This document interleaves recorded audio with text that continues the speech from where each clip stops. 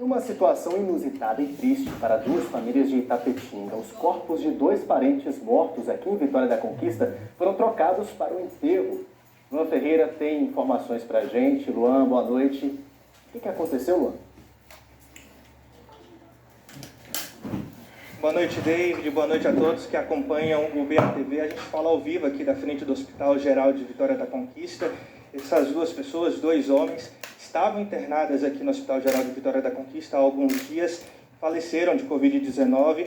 Segundo o hospital, todos os protocolos foram seguidos rigorosamente, desde a declaração do óbito até a entrega dos corpos aos familiares. No caso de mortes por Covid-19, o reconhecimento dos corpos é feito pelo etiquetamento que tem as informações dos pacientes.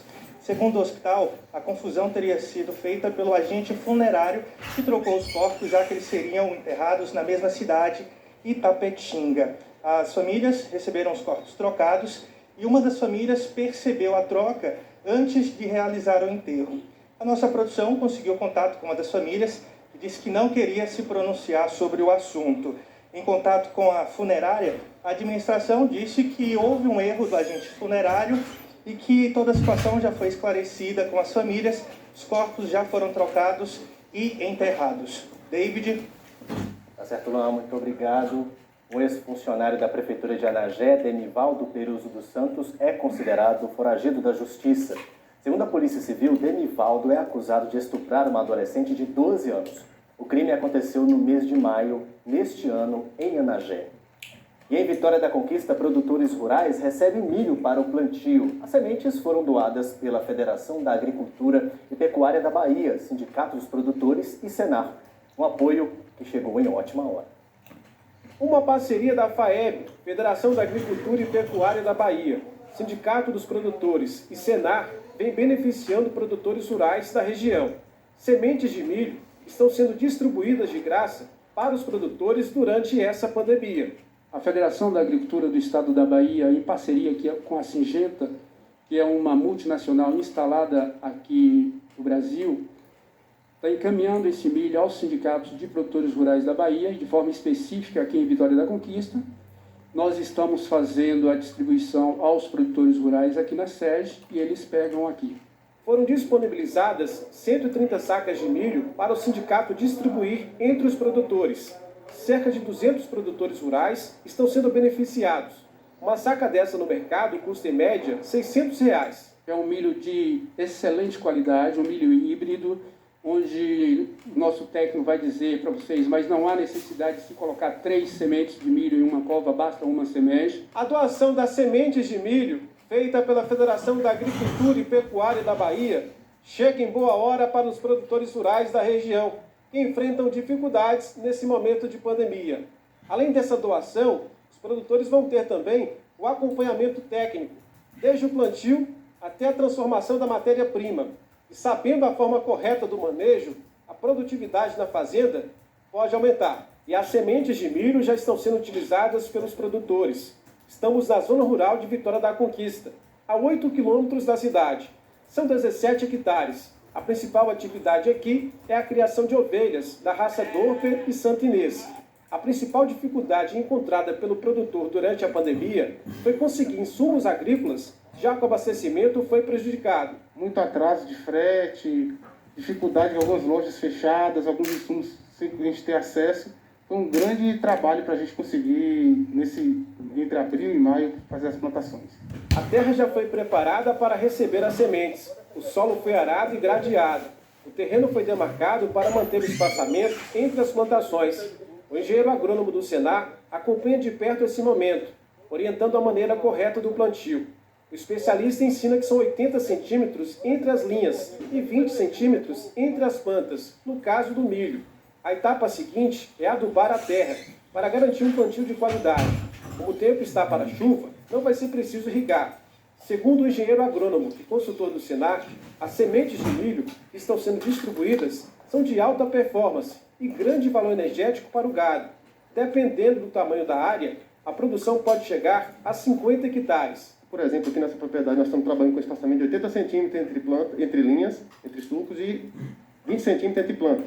totalizando um stand de plantas de 62.500 plantas por hectare. E na base, que a gente fala adubação de fundação, a gente faz, se necessário for, conforme a análise de solo e a extração da cultura, a gente recomenda a adubação para o produtor rural obter o mais produtividade por hectare. Com essa orientação técnica que recebeu para o plantio do milho, o ovinocultor fica mais tranquilo. Não adianta você ter uma semente de qualidade, ter um solo de qualidade e fazer um plantio errado. Então, a orientação técnica é ponto fundamental, determinante no sucesso da plantação.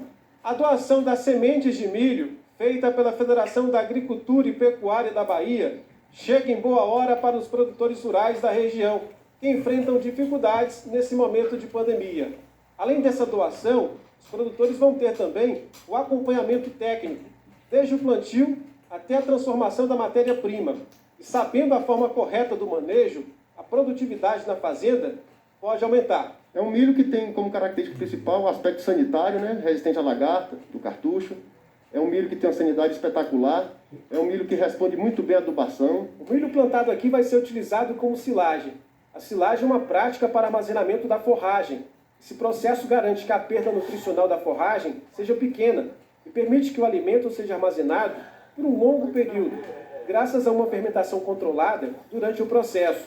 Além de garantir alimento para enfrentar o período de seca, a silagem de milho tem alto valor nutritivo. Nesse galpão, o produtor tem estocado 4.000 sacas de silagem, o que deve alimentar as ovelhas por quase 5 meses e mantendo um bom desempenho. A gente consegue colher a planta no seu ponto máximo de proteína, de digestibilidade, de quantidade de matéria seca, o ponto ideal. E a gente consegue conservar esse alimento para servir durante um ano e meio de conservação, um material de excelente qualidade. É dessa forma que o ovinocultor consegue superar a crise, apostando em alternativas que dão resultado e com a ajuda de entidades voltadas para o homem do campo.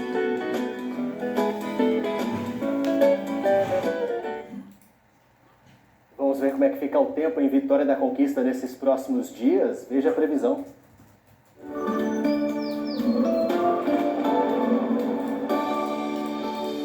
Em Vitória da Conquista, quinta-feira deve ser parcialmente nublada. As temperaturas devem variar entre 12 e 22 graus. A sexta-feira deve ser com chuvas isoladas, mínima de 15 e máxima de 23. No sábado, o tempo deve ser com sol na maior parte do dia. As temperaturas devem variar entre 13 e 22 graus. O inverno este ano em Vitória da Conquista tem sido marcado por grandes variações de temperatura no mesmo dia, não é? E essas mudanças bruscas acabam deixando o nosso organismo mais vulnerável a doenças respiratórias. Mas alguns cuidados simples podem ajudar a prevenir esses problemas de saúde. O sol brilhando no céu azul e limpo até dá a sensação de um dia quente de verão. Mas não se engane, é inverno, período em que as temperaturas caem bastante, chegando a 12 graus. Mesmo assim, ao longo do dia em Vitória da Conquista, elas constantemente chegam aos 25 graus, características que exigem muito mais cuidados com a saúde. A baixa umidade do ar, característica da estação, é um dos principais fatores que contribuem para o aparecimento das doenças respiratórias, principalmente as alérgicas. Isso, somado à amplitude térmica, que é a variação de temperaturas ao longo do dia, favorecem ainda mais o aparecimento das doenças respiratórias. A amplitude térmica é muito grande. A diferença da temperatura mínima para a temperatura máxima muda muito num dia só, às vezes mais do que 10 graus. E isso acaba deixando as vias aéreas mais reativas e de quem tem doença respiratória crônica ainda é mais importante. Para seu Varela, os cuidados com a casa e as roupas nessa época do ano são muito maiores, principalmente porque ele tem bronquite. Eu deixo janela de quarto, janela de sala, de cozinha, tudo aberto, para que o ar possa circular, não é? E eu tomo muito cuidado com minhas roupas também. Elas precisam, tiro do guarda-roupa e geralmente elas ficam com aquele cheiro, um pouco de cheiro de mofo, até mesmo por conta do inverno, né? Então eu gosto de lavar para depois colocar no sol. E por falar em cuidados com a casa, Jaqueline é muito criteriosa. Ela, o esposo e o filho sofrem com problemas alérgicos. Para preservar a saúde da família, ela precisou modificar muitos hábitos em casa, que são intensificados ainda mais no inverno. Dentro de casa a gente não tem tapete, a gente não tem almofada, a gente retirou todas as cortinas, nós tínhamos tecido e persianas em todos os cômodos. A piscina é mais fácil para limpar, mas a gente já trabalha, né, durante o dia inteiro, nesse período agora que é trabalho remoto, então a gente acaba que limpa muito mais frequentemente a casa, então a gente passa pano úmido, tiramos poeira frequentemente, a casa ela é arejada, a casa tem uma boa incidência de sol, mesmo no inverno a gente já tem, né, a prática de deixar, né, alguns cômodos já abertos, mas, e também, né, a gente lava 2 vezes por semana, cobertas e lençol também a gente lava. Para quem sofre de alergias ou doenças respiratórias, a médica chama atenção. Os cuidados com a saúde e o ambiente onde mora têm de ser constantes, e os hábitos saudáveis também. Então a gente precisa iluminar o ambiente, arejar os ambientes para que evite o crescimento de ácaros, crescimento de fungos que podem lesar as vias aéreas e provocar essas exacerbações. Aquele casaco que você guardou desde o inverno passado, a gente não pode usar direto, então tem que lavar, expor o sol, evitar, se hidratar muito, comer bem. Então o metabolismo adequado, ele previne várias doenças, inclusive exacerbações de doenças respiratórias. Lavar bastante as narinas com soro é muito importante também. Tá certo, gente. Boqueira, Malhada e Itanhaçu terão transporte intermunicipal suspenso a partir de amanhã. A decisão, que tem o objetivo de conter o avanço do coronavírus na população baiana, foi publicada em decreto no Diário Oficial do Estado de hoje. Só para lembrar, Boqueira, Malhada e Itanhaçu. E depois do intervalo, a gente fala sobre uma suspeita de fraude no auxílio emergencial em Tarantim, aqui na região. É que o filho do prefeito, a filha do vice e servidores da prefeitura receberam R$600. Agora, 6 horas e 58 minutos, o BATV volta já com as notícias estaduais também.